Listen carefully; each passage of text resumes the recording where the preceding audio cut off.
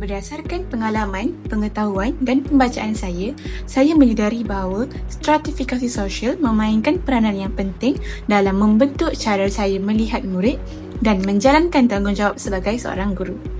Latar belakang sosioekonomi, budaya, tahap pendidikan keluarga dan persekitaran hidup murid mempengaruhi cara mereka belajar, berfikir dan berinteraksi dalam bilik darjah. Kesedaran terhadap perbezaan stratifikasi sosial menjadikan saya sebagai seorang guru yang lebih peka dan empati.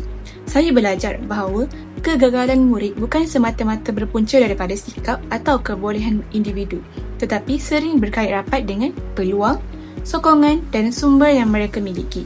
Kefahaman ini mendorong saya untuk tidak cepat menghukum, sebaliknya mencari pendekatan pengajaran yang lebih fleksibel dan bersesuaian dengan keperluan murid yang pelbagai.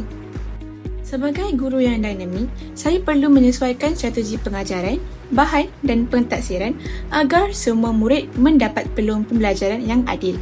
Contohnya, saya boleh menggunakan pengajaran terbeza, aktiviti berasaskan pengalaman sebenar serta menyediakan sokongan tambahan kepada murid daripada latar belakang kurang berkemampuan.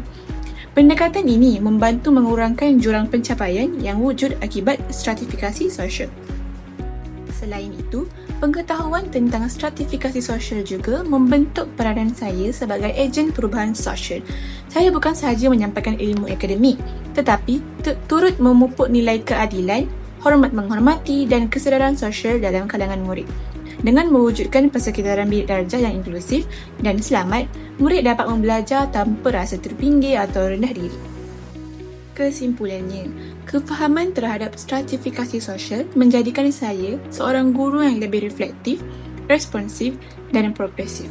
Guru yang dinamik bukan sekadar mengajar mengikut silibus, tetapi mampu menyesuaikan diri dengan realiti sosial murid serta berusaha memastikan pendidikan menjadi alat mobiliti sosial dan bukan faktor yang mengukuhkan ketidaksamaan.